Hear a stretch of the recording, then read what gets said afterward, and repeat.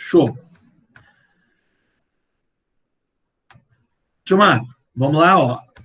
Movimento harmônico simples, tá? Movimento harmônico vem das relações harmônicas da matemática, né? Função seno, função cosseno. Cara, na verdade, isso é ondulatória.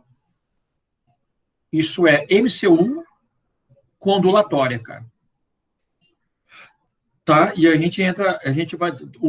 porque quando você vai estudar ondulatória, você estuda primeiro o MHS, tá? Mas o que é o MHS? Assim, ó, o MHS, turma, que nem eu coloquei, eu destaquei algumas coisas aqui para vocês, presta atenção aqui, ó. Ó. É um sistema onde não há forças dissipativas. Se não há força dissipativa, a gente sabe que a energia mecânica total permanece o quê? Constante, certo? E é um movimento oscilatório e periódico, tá? Ele vai oscilar em torno de uma posição de equilíbrio, ó, tá?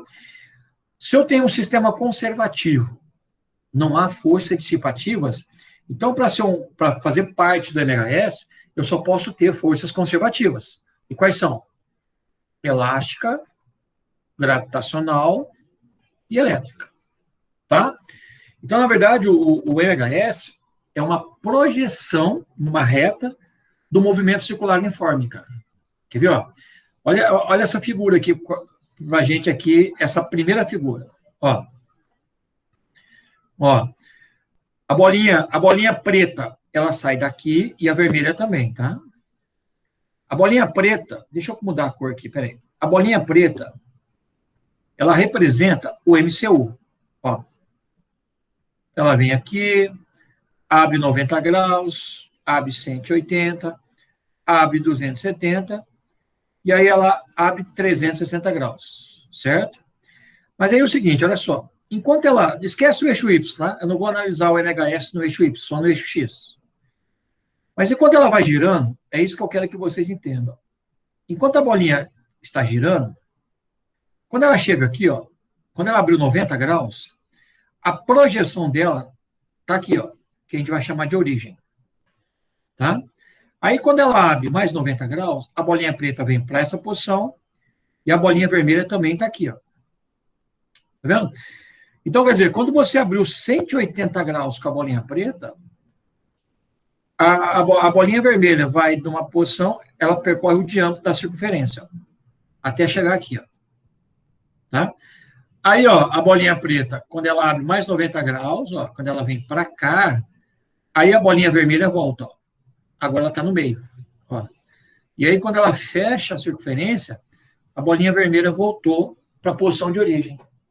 Então, quer dizer, quando você abre 360 graus no movimento circular, essa bolinha, ela vai e volta. Tá? Vocês lembram como é que chama o tempo para dar uma volta completa? Sim, né? É chamado o quê? Período, né? Então, quando você dá uma volta no círculo, corresponde no MHS o tempo de ida até o tempo de volta. Tá? Então, o período aqui é o ΔT de ida mais o ΔT de volta. Tá?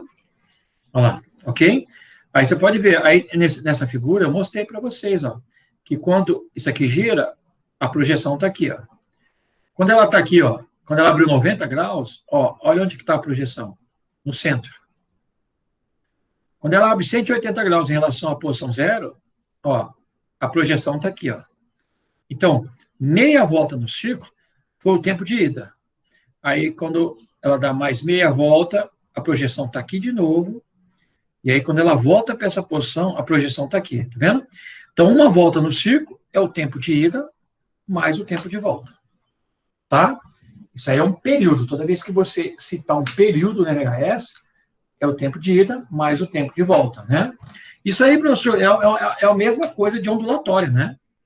Porque quando ela oscila uma vez, ela deu meia volta, né? Aí, quando ela oscila mais uma vez, ela executou uma volta completa, né? Então, quer dizer, o que está acontecendo aqui, ó? você abre 180 graus, ela foi. Aí você abre mais 180 graus, ela volta. Ó. Tá? Por isso que você diz que lá em ondulatória, quando você tem uma onda completa, corresponde a um ângulo de 360 graus. Ó. Tá? Ok?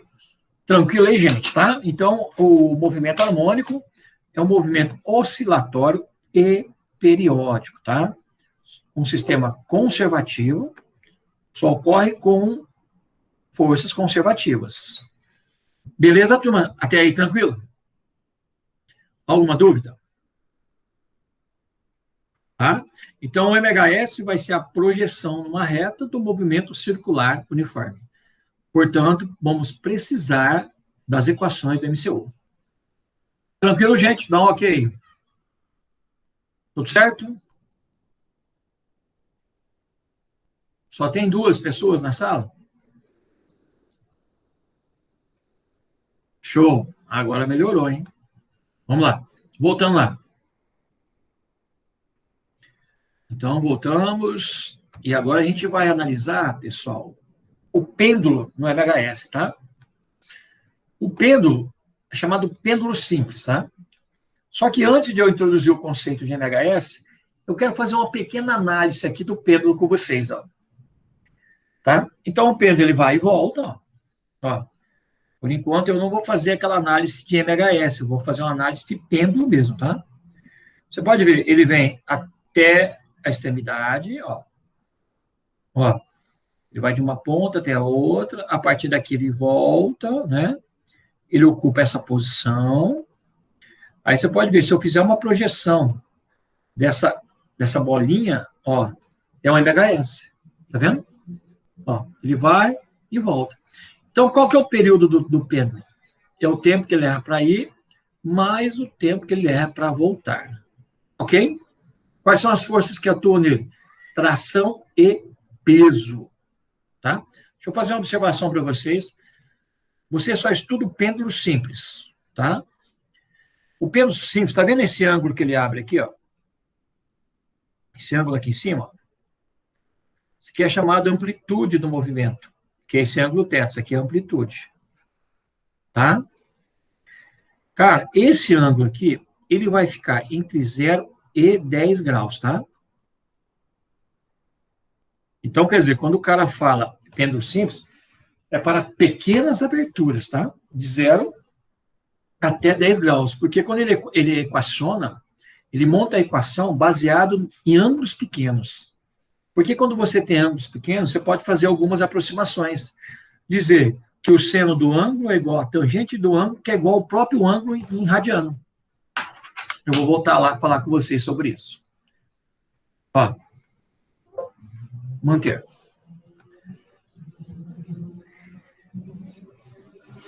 Qual a ligação desse grau com grau? Como assim, Thaís? Como assim essa ligação? Não entendi. Ah, não, é porque entendi, lá em espelhos esféricos, né? Não é porque a dedução, entendi.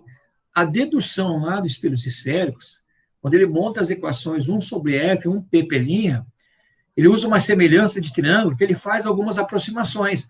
Essa que eu estou dizendo para vocês, que quando o ângulo é pequeno, por exemplo, 5 graus, 2 graus, tá? Se você pegar o seno de 2 graus, ele é igual a tangente de 2, que ele é o próprio 2 graus em radiano. Então, são aproximações para o cara montar uma equação. Quer ver, ó? Pega o celular de vocês, eu vou pegar o meu aqui, ó. Pega aí. Vamos fazer uma conta aqui. Ó. Vamos fazer o seno de 2. Quanto é que dá o seno de 2 graus aí? Seno. Seno de 2, calcula aí. O meu deu 0,034, seno de 2. É isso? Tá. Agora vamos tirar a tangente de 2. 2, tangente. 0,034 também. Entendeu? Você viu que eu falei que o seno do ângulo é igual a tangente do ângulo, que é igual ao próprio ângulo em radianos, né? Então, nós vamos fazer uma conta agora. Nós vamos pegar 2 graus e transformar para radiano. O que você vai fazer? Você vai pegar o 2 multiplicar o π é aproximadamente 3,14, e dividir por 180. Ó, vê quanto que dá esse valor. Transformando 2 graus em radiano. Você viu? Você pegou 2, multiplicou por π em radiano, que é 3,14, e divide por 180, porque para você transformar graus em radiano, você multiplica por π e divide por 180. Mas o π como valor 3,14. Se você pegar o seno de 2, tá vendo? É igual a tangente de 2, que é igual ao 2 em radiano. Entendeu? Então, de 0 até 10, qualquer valor que você fizer essa conta, vai dar o próprio ângulo, cara, em radiano. Joia? São aproximações que a gente faz. Assim, seria legal a gente estar numa sala de aula, montando, fazendo a definição disso. Seria muito mais interessante. Tá? Mas não vê o caso, não. Isso aí é só uma observação para vocês. Vamos lá. Então, nós vimos aqui, ó, que existem duas forças, tração e peso. E na segunda figura, o que aconteceu? Você já compõe as forças, né? Tá? Você tem a tração e você decompõe a força-peso, que é o Px e o Py. Tá? Aqui é o ângulo θ, é o próprio ângulo θ. E onde o Px é o P seno, mg seno de θ, que é esse ângulo aqui, ó, de abertura. Tá? E o Py, que é a nossa componente, é mg cosseno θ. Então, esse desenho, esse GIF, ele mostra a decomposição das forças, tá? Ok? Vamos lá. Eu deixei aqui para a gente fazer algumas deduções, tá? Ó, por ser um movimento circular, e aqui é o centro, então você tem que ter uma força resultante apontando para o centro. Então, tração e o PY estão em direção ao centro, então a resultante centrípeta do pêndulo vai ser igual a tração menos o PY, onde o PY vai ser a própria força centrípeta, que é mv² sobre o raio. Então, eu posso escrever que a tração vai ser mv² sobre r, mais o py, né? Onde o py é mg cosseno de θ. Pronto. Você tem a equação de tração, cara. Ó. Tá? Aqui você analisa a tração em qualquer ponto. Tá vendo? Quando você diz para mim onde a velocidade, onde a tração vai ser máxima, aí você vai pegar essa equação, massa é constante, o raio é constante, a massa é constante, a gravidade é constante. Então, a tração, ela depende da velocidade ao quadrado e do cosseno do ângulo. Certo? Então, se eu quiser a maior tração do meu fio, eu tenho que ter onde eu tenho a maior velocidade e o maior cosseno, né? Certo? Aí você tem a maior tração. Tá? Maior velocidade e o maior cosseno. Lembrando que o cosseno, ele é máximo quando é 0 graus. Ó. 0 graus, o cosseno é 1. Aí, à medida que você vai aumentando o teu ângulo, o teu cosseno vai diminuindo até 0. Então, o maior cosseno é quando você tiver o menor ângulo, cara. Ou melhor, quando o θ for 0. E onde que o θ é 0? Quando ele está no meio. Quando o pêndulo está no meio, ó, quando o pêndulo se encontra no meio, o teu ângulo θ, que é esse aqui, ó, ele vale 0 graus. Aí eu teria cosseno de 0 igual a 1. Aí eu teria o cosseno máximo. Tá? Então, no meio, você tem a maior tração. E aqui é onde você tem a maior velocidade. Então, qual é a probabilidade de arrebentar o fio? No meio. Por quê? Porque a tração é maior. Ok? Vamos lá. Entendeu, pessoal? Aquela equação é importante, tá? Aquela deduçãozinha lá, é um movimento circular, então tem que ter uma resultante centrípeta, então a tração menos o PY, tá? Ok? Mesmo ele oscilando, quando ele chega nas extremidades, ele para instantaneamente, tá? Mas ali ele para, a resultante não é zero. Nas extremidades, quando ele para, o que vai acontecer? A tração vai anular o PY, mas vai sobrar a força resultante, que é o PX, cara. Tá? Então, nas extremidades, ele vai parar, mas você não tem equilíbrio, porque você tem resultantes. Tem resultante, tem aceleração. Quer ver? Olha só, olha essa parte agora. Quando eu falo para vocês que a mecânica é a base de tudo, lembra que eu falo para vocês? Eu estava louco esperando a mecânica, porque a mecânica é a base de tudo, cara, de toda a física, cara. Tá? Aí, se você for analisar, ó, nessa extremidade aqui, no ponto A, tração, quando ele chega aqui, ele para, porque ele para nas extremidades, né? Ele inverte o sentido, então toda vez que ele chega nas extremidades, a velocidade tem que ser zero. Ó, tá vendo? Ele chega aqui, zera a velocidade. Chegou aqui, zerou a velocidade. Então, toda vez que ele chega nas extremidades, ele vai zerar a velocidade. Aí ele desce acelerando, chegando a ser, no meio, a velocidade máxima.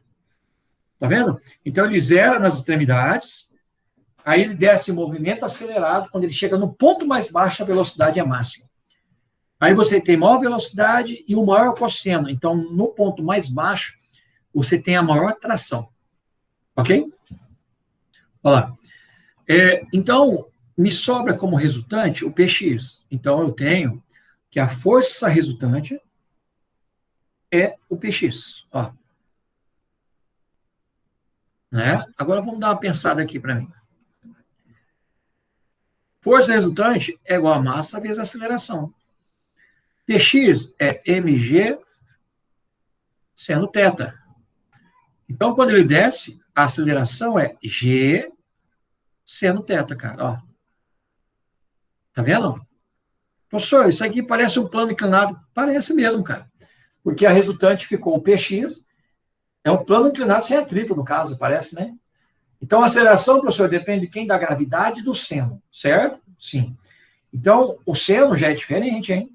Ó, o seno, ele é zero aqui, zero aqui. Aqui é 1 e menos 1. O seno, à medida que você vai aumentando o ângulo, o seno vai aumentando. Então, o que vai acontecer? Onde é que eu tenho uma aceleração máxima? É onde você tem o maior ângulo de abertura. Entendeu? Por quê, professor? Porque aí você tem o maior seno. Então, quando você fala em aceleração, a maior abertura seria nas extremidades do pêndulo. Nesses pontos aqui, ó.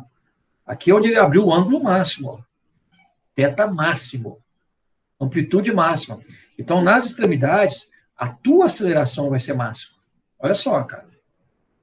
Você não tem velocidade na extremidade, mas nos extremos você tem aceleração máxima. E onde é que eu não tenho aceleração?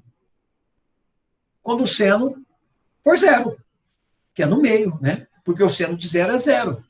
Se o seno for zero, não tem aceleração, porque a aceleração é g seno θ.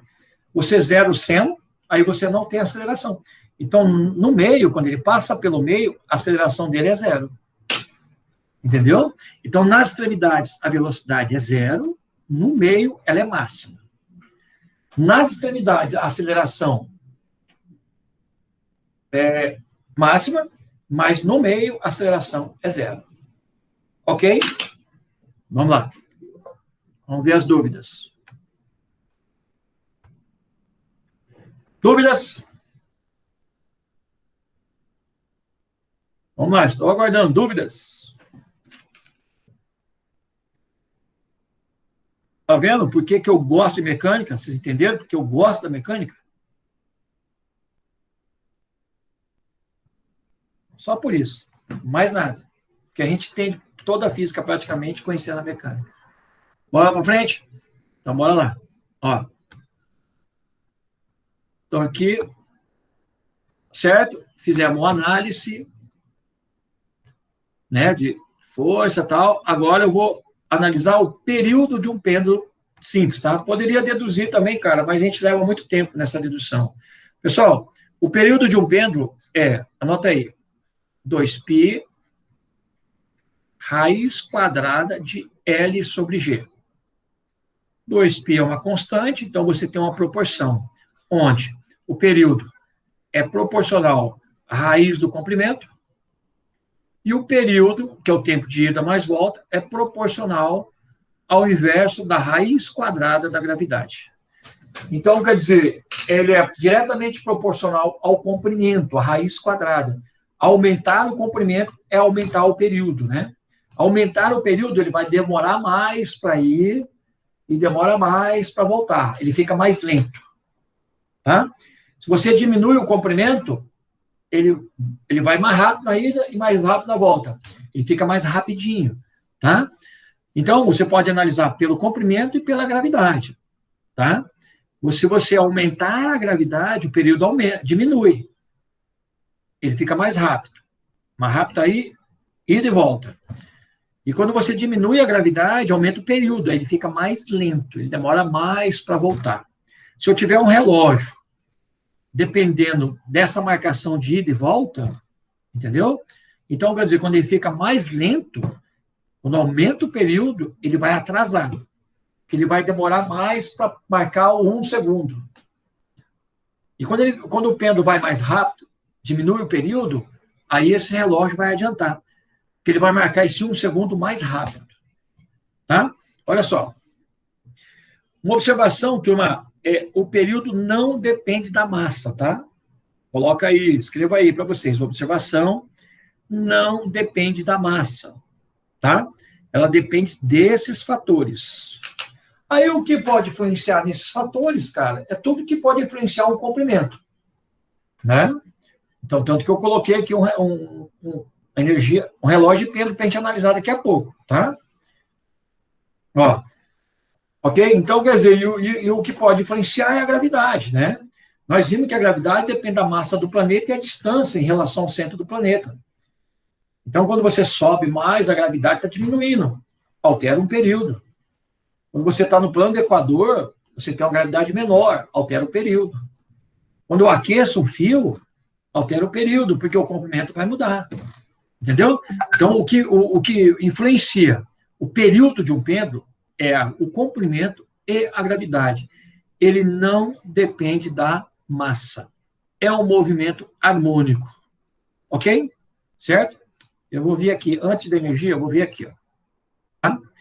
Aqui que eu vou fazer uma análise com vocês com esse relógio aqui, tá? Se você aumentar a temperatura do lugar, vamos supor que esse relógio aqui tem um período T, tá? Esse pêndulo tem um comprimento L, ó, deixa eu ver se... Espera aí.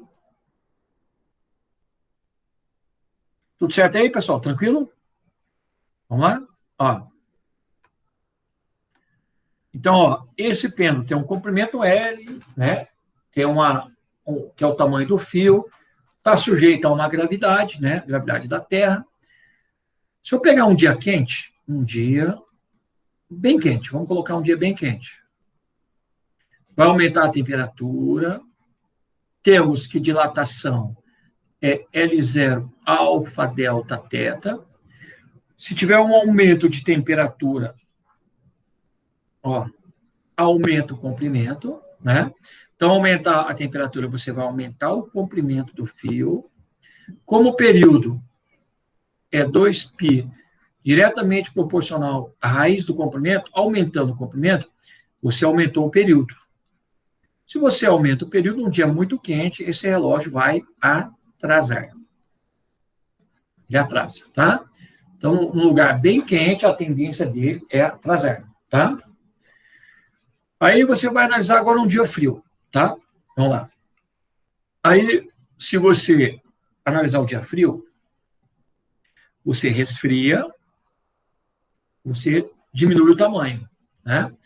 Então, se você resfriar, o teu comprimento diminui. Como os dois são diretamente proporcionais, você diminui o seu período.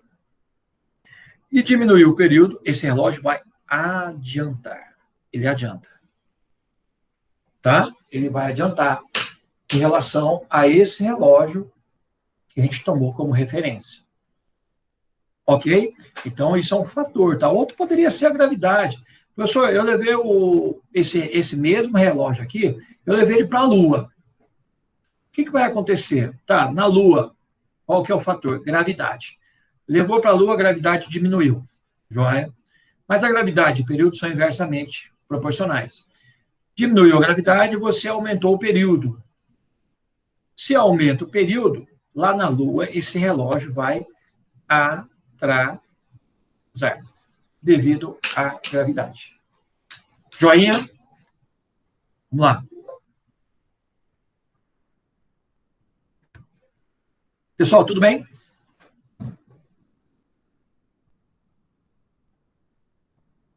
Tudo jóia? Teoria, tranquilo? Então vamos lá, para frente. Agora eu vou fazer uma análise da energia no pêndulo, tá? Energia. Pessoal, primeiro, energia mecânica. O que é uma energia mecânica? Energia mecânica é a soma da energia cinética mais a energia potencial. Que no caso do pêndulo vai ser uma potencial gravitacional, né? Certo? Então a energia mecânica no pêndulo, que a gente estuda o pêndulo simples, né? É mv² sobre 2 mais mgh. Pronto, essa vai ser a energia mecânica de um pêndulo. Se é uma conservação de energia, então quer dizer, quando o cara levanta até o ponto B, ó, toma um ponto de referência, quando ele levanta até o ponto B, essa bolinha, esse sistema, adquiriu uma certa altura. Se ela adquire uma altura, então no ponto B, ele tem energia potencial, o quê? Gravitacional. Aí, quando você solta o pêndulo, ele vai perdendo altura, mas vai ganhando movimento. Que quando ele chegar no ponto mais baixo da trajetória, toda energia de altura foi transformada em energia cinética. Energia cinética está relacionada a movimento. Lembra? Se você tem uma maior energia cinética, é porque aqui nesse ponto, você tem a maior velocidade do pêndulo. Então, de B até O, teve uma transformação de energia gravitacional em energia cinética. E quando ele vai de O até C, ele vai subindo, ó, ele ganha altura de novo. O que vai acontecer? Ele começa a transformar energia cinética em energia potencial gravitacional. Tá? Então, quando o cara analisa a energia mecânica de um pêndulo, é uma transformação em cinética gravitacional em cinética. Não tem dissipação de energia porque é um sistema conservativo. Não é isso? Ok? Se você fosse analisar um gráfico aqui, ó, de energia, vamos pôr mecânica, energia. Vamos pôr energia cinética. O que acontece? Seria assim, ó. E aí ela zera a energia nas extremidades, ó. Zero. Chegando máxima no meio. Aqui você tem o meio. E se eu fosse representar o gráfico da energia mecânica, uma constante. Aí, ó. Tá? Pêndulo, então, 2π raio de L sobre G, uma transformação de energia cinética em energia potencial gravitacional. Joia? Pessoal, outro exemplo de movimento harmônico é o oscilador massa-mola. Pessoal, tem uma relação de todo movimento harmônico, existe uma força restauradora. Essa força restauradora, ela é responsável para trazer o corpo para a posição inicial. Tanto que o pêndulo, se você for ver, ó, aí aparece uma componente, que é o Px, que traz ele para a posição zero. Tá vendo? Aí ele sobe, essa mesma componente Px traz ele para a posição zero. Então, a força restauradora do pêndulo é a componente Px, cara. Tá? Então, quando você diz que o movimento é harmônico, todo movimento harmônico ele vai ter uma força restauradora que ela vai ser sempre assim, eu vou ter uma constante proporcional a uma distância x, a uma deformação. E no caso do sistema massa-mola, a minha força restauradora, que é a minha força resultante, é a própria força elástica, é igual a kx, onde o x é essa posição que ela ocupa. Ó. Isso aqui é o x. Ó. Se eu pegar uma posição qualquer aqui, ó, é um x. Tá? Então, todo movimento harmônico ele tem que ser escrito dessa forma. É uma constante vezes uma posição, uma deformação. Tá? Período é o tempo de ida mais o tempo de volta. Tá? O período de um pêndulo, agora, de um oscilador, vai ser igual a 2π raiz quadrada de m sobre k. Tá? Onde k é a constante elástica, no caso. M é de massa. Então, quando você fala um sistema massa-mola, o período é proporcional à raiz quadrada da massa e o período é proporcional ao inverso da raiz quadrada da constante, cara. Tá? Agora a massa me interessa, viu? Mais massa, mais período. Menos massa, menos período. No pêndulo, você não é proporcional à massa. Professor, e o K? Quanto mais dura for a mola, assim, ó, mais dura. Aquela mola que você pega, que ela é mais dura, ela tem mais K. O K é maior. Por quê? Porque a força elástica é maior. Por quê? Porque a força elástica é proporcional ao X. Uma mola mais mole, teu K é menor, tua força elástica é menor. Por quê? Porque o teu K é menor. Aqui o K é maior, deixa a força elástica maior. Aqui o K é menor, deixa a força elástica menor.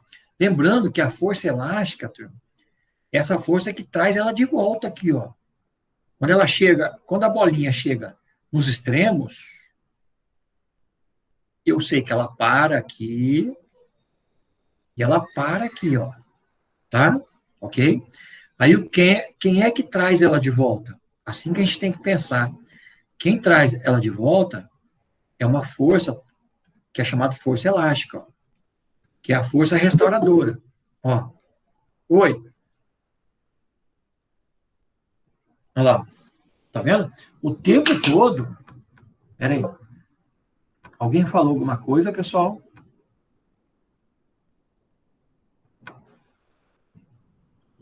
Alguém falou alguma coisa ou não? Era isso mesmo? Não? Então vamos lá que vamos concentrar lá. Então, quando você fala a força restauradora, é aquela força que puxa ela para a posição zero. Então, uma hora a força elástica puxa para o centro, quando ela está sendo estendida, e uma hora, quando você comprime, ela traz ela para o centro. Então, é o seguinte, turma. Então, vocês concordam comigo que a força elástica é a minha força resultante, né? Força resultante é a massa vezes a aceleração. Força elástica é igual a Kx. Então, a aceleração desse movimento é K vezes X sobre M, cara. Ó. Aqui, ó. Tá? Então, o que está acontecendo? O K e o M são constantes, que é a constante da mola, só se eu trocar a mola, e a massa que está oscilando. Vocês viram que a minha aceleração é proporcional ao meu X. A minha deformação, onde que o X é máximo? Nos extremos. Então, se nos extremos você tem o maior X, você tem a maior aceleração. Entendeu? Então, a aceleração é proporcional a X. Então, a força também é proporcional a X. Ó. Então, é um MHS. A força restauradora é proporcional ao X. Tá? Entenderam? Tá? Então, olha só. Então, quais são as forças? Professor, tem mais força atuando aí? Tem mais força sim. Tem a normal e tem o peso. Mas essas forças se anulam. A única força que vai atuar o tempo todo é a força elástica. Força elástica é uma força conservativa. Então, é um sistema conservativo. Tá? Então, ali você tem um sistema, massa-mola, onde a força que atua é a força elástica e a aceleração é proporcional a x. Ok? Dúvidas, meu povo?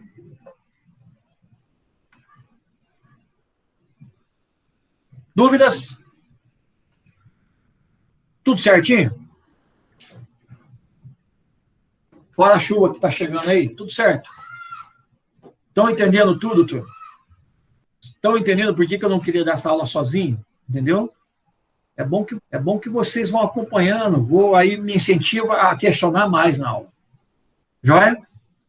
Então vamos lá. Vamos aqui. Vamos lá, que daqui a pouco eu libero para vocês já. Essa aula de hoje é teórica, tá? Vamos lá? A energia mecânica do oscilador massa-mola, eu sei que a energia mecânica é a soma das duas, cinética mais a potencial. Só que agora a potencial não é gravitacional, é potencial elástica. Então, eu posso dizer que a energia mecânica que atua nesse sistema é mv quadrado sobre 2 mais kx quadrado sobre 2. K vezes x é a força, né? A energia é kx quadrado sobre 2. Então, é um sistema onde ele fica transformando energia cinética em energia elástica, tá? Então, quando ele chega aqui nessa extremidade, ele para. Então, aqui você tem energia cinética nula e energia potencial máxima, porque é o maior valor de x. Quando ele chega aqui nessa extremidade, ele vai parar de novo. O que nós temos? Energia cinética zero aqui, porém, maior deformação. Energia potencial elástica máxima. Professor, e no meio? No meio, ele não tem deformação. Não tem deformação no meio. Então, não tem elástica no meio. Porque a mola não está deformada. Porém, se não tem energia elástica, toda energia está na forma de energia cinética. Então, na região central, a energia cinética vai ser máxima. Tá? Professor, se você pegar um ponto, aqui, ó, bem aqui, e aí? Aí eu tenho as duas. Aí eu tenho movimento e eu tenho deformação. Ok? Tranquilo até aqui?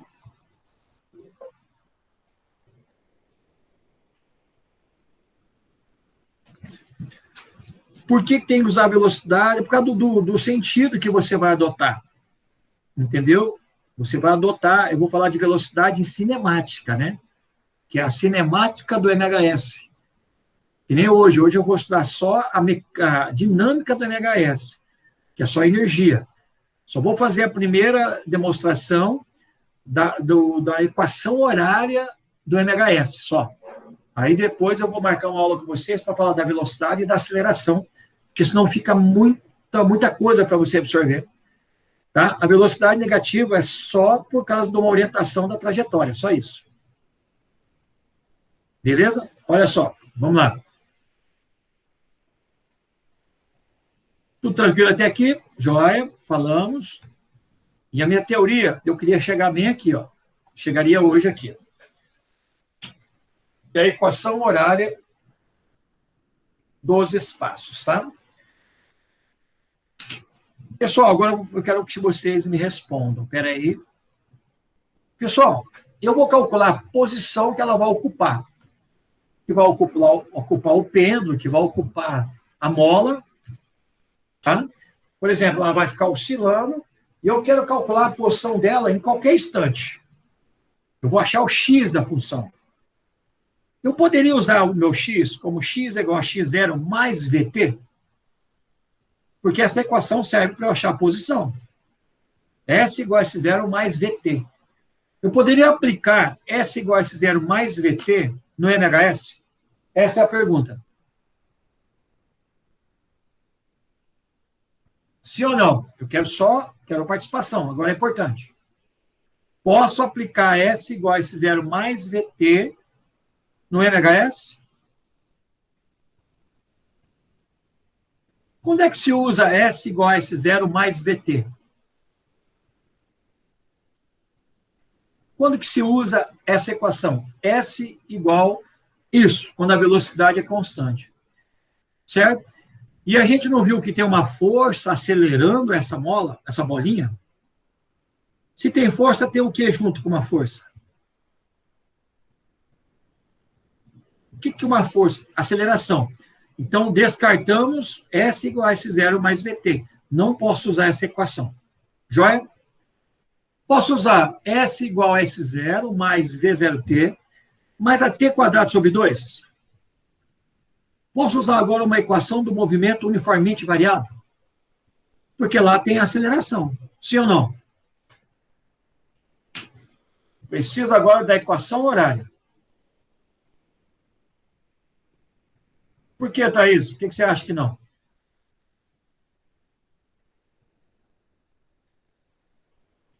Sabe por quê? Deixa eu fazer só uma pergunta, então. Quando é que se usa o movimento uniformemente variado? Quando que você classifica, tipo, esse movimento é uniformemente variado? Quando? Isso, quando a aceleração é constante. E vocês viram que a aceleração não é em função de x? Acabamos de deduzir que força é igual, a resultante é a força elástica, que o A é proporcional a x. Então, cada x que você tiver ali, você tem uma aceleração diferente. Então, é um movimento com uma aceleração variável. Portanto, podemos usar o movimento uniformemente variado em alguma situação do MHS?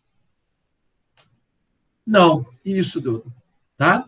Porque só se usa o move quando a aceleração é constante, quando a força é constante. O MHS, a aceleração é variável e a força também é variável, porque a força é proporcional a x. Então, esquece de tentar usar. Não, aqui a gente pode errar, fica tranquilo. Ó, então, esquece esse negócio de tentar usar um move aqui, por mais que o cara te pede velocidade, aceleração ou posição. Então, presta atenção aqui, onde a gente vai fechar a aula hoje. Essa bolinha representa o MCU. Tá? Essa é a orientação minha. Essa bolinha, ela, de início, ela sai lá da posição 0. Tá? Aí o que acontece? Quando ela vai de A até B, ela abre um ângulo, que é aquela amplitude do pêndulo. Só que esse ângulo é chamado agora de fase, tá? Como eu estou começando nessa posição, seria minha fase inicial, tá? O meu θ agora é minha fase, tá?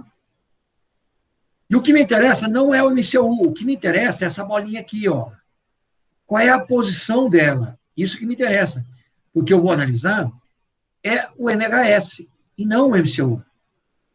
Então, essa bolinha aqui projeta essa sombra e eu quero saber quanto vale esse X. Esse X é que me interessa, tá? Essa distância aqui a gente chama de raio.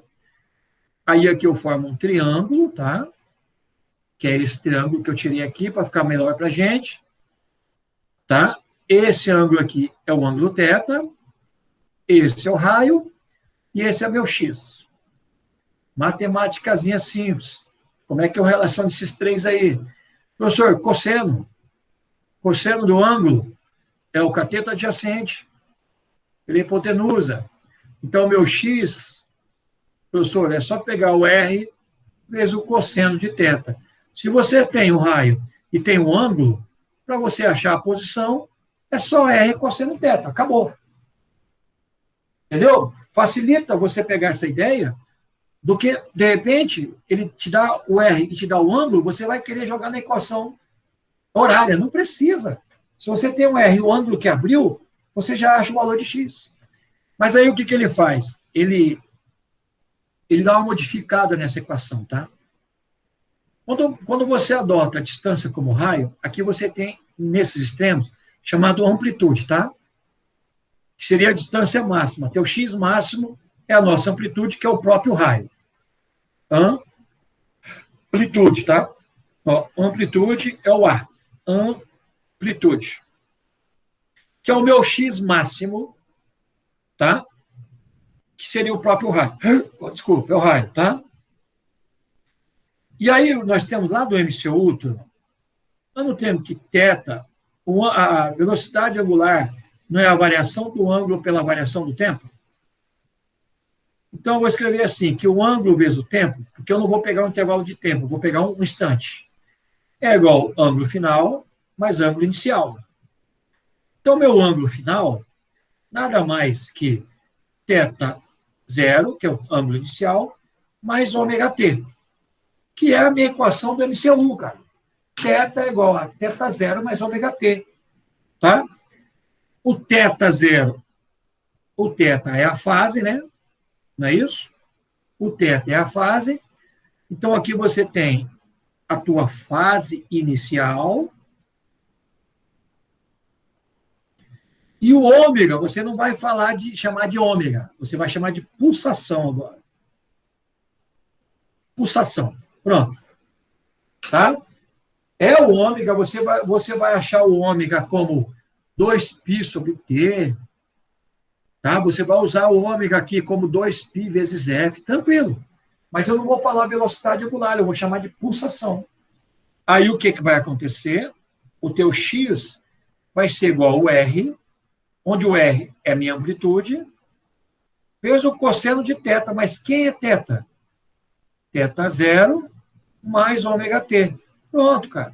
Você tem a equação horária do MHS. Você viu que ela só parte disso aqui, ó? Que o x é igual a r cosseno? Tá vendo? Então, ó, vamos trabalhar o MCU junto com o MHS. Tá? Como eu estou usando o cosseno, eu coloquei o círculo aqui, só para você lembrar do cosseno, tá? 1, menos 1, 0 e 0. E ângulo é 0 graus, 90 graus, 180 graus, 270 graus, fecha aqui em 360. Esse é o cosseno, tá? Então, a equação horária do MHS, x é igual a cosseno de θ0 mais ômega-t. Tá? Deixa eu voltar aqui, que a gente vai terminar naquele exemplo que eu deixei ali. Entenderam, turma? Tudo ok? Entendeu? Aí depois eu quero que vocês peguem esses vídeos e façam as anotações de vocês, tá? Ok? Como que eu fiz, o que é amplitude, onde é máximo, onde é mínimo. Faça o esqueminha de vocês depois. Manda até para eu dar uma olhada, tá bom? Dá uma printada e manda para mim, para eu saber se está legal. Ok? Aí eu vou mandar depois uma lista de exercício para vocês primeiro, só sobre essa primeira parte. Tá? Aí depois eu vou mandar a resolução comentada, que eu vou comentar para vocês. Pode ser? Tá? Eu mando uma lista, vocês vão fazer, aí depois eu vou fazer a resolução comentada dela para vocês. Joia? Deixa eu só terminar aqui agora, nesse exemplo que eu queria aqui. Ó. Então, presta atenção aqui nesse exemplo, turma. Ó, eu vou dizer assim, ó. Lembra que aqui sempre é a posição zero e aqui é o sentido positivo. Vamos ver se minha borracha está funcionando agora. Não estava, tá bom. Ó. Então, presta atenção para a gente fechar. Ó, o MCU começou daqui, ó. Tá? Esse é meu instante inicial, meu T igual a zero. Você viu que ele já abriu 90 graus? Então, a minha fase inicial já é 90 graus, porque ele já sai dali, ó. Então, meu teto inicial corresponde a 90 graus, que é π sobre 2. Isso aqui é a mesma coisa que 180 sobre 2, 90 graus. Então, no instante que eu começo a analisar, ele já abriu um ângulo de 90 graus.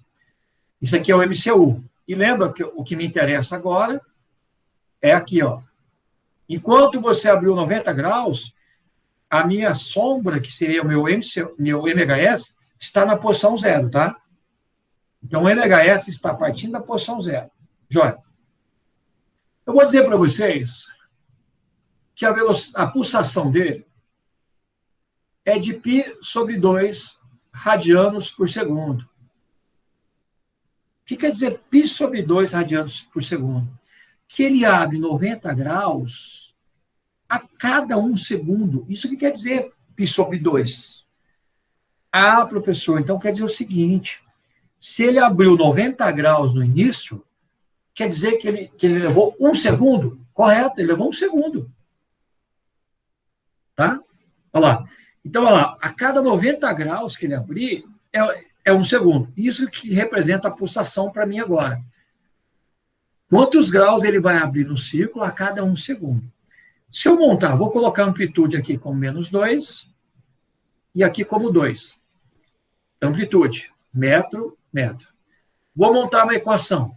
X é igual a cosseno de θ0 mais ômega t. X é igual, quanto vale o A? 2 cosseno. Qual é a fase inicial, professor?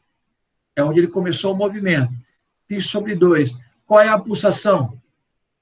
Também π sobre 2. T. Pronto. Temos a equação horária do MHS. 2 cosseno de π sobre 2, onde isso aqui é a posição inicial dele, tá? Isso aqui é a pulsação, que representa para mim quantos graus ele abre a cada segundo. Professor, eu posso calcular o período? Pode. Angular é 2π sobre período. Então, o período é 2π sobre ômega. Período é igual a 2π. Quanto vale o ômega, turma? π sobre 2? Então, isso aqui, professor, vai dar 1 segundo, cara. É, 1 segundo. Né? Professor, o período é 1 segundo? É, 1 segundo, né? Então, quer dizer, se o período é 1 segundo, quer dizer que o que está acontecendo? Tá certo, né? Deixa eu só concluir. 2π, o ômega é π sobre 2. Uhum. Não, perdão, não. 4, né? Viajei, cara. Peraí. Conserva a primeira, multiplica pelo inverso da segunda. Peraí. Só um minuto. Dá 4 segundos, período. Tá? Olha lá. Professor, mas eu não poderia vir aqui? Se ele abre 90 graus a 1 segundo, então aqui é 1 segundo, aqui é 2 segundos, aqui é 3 segundos, e ele volta aqui mais 1 segundo. Então, quer dizer, o período é 4 segundos, professor. Não precisava fazer essa conta. Não precisava. Se você conseguir interpretar isso, que ele abre 90 graus a cada segundo. Para dar uma volta completa, ele tem que abrir 360 graus. 4 segundos. Ok? Deixa eu voltar lá. Arrumei lá, Thaís. Entendeu? 4 segundos. Tá? Entendido, turma? Joia? Então, a aula eu queria chegar até aqui com vocês. Eu queria que você chegasse aqui. Entendeu? Eu ia parar no X. Na próxima aula eu vou gravar velocidade e aceleração, tá? Mas eu não queria gravar junto para não confundir muito vocês. É muita informação. Beleza, pessoal? Dúvidas? Tranquilo? Então, mais tarde eu vou mandar a lista para vocês, tá bom? Falou? Gente, obrigado pela participação, tá? Obrigado mesmo, tá? Eu marco outra, aí se vocês puderem assistir de novo, seria uma honra e até melhor para mim, tá bom? Gente, abraço, curte essa chuva aí, fiquem com Deus, bom final de semana. Tamo junto.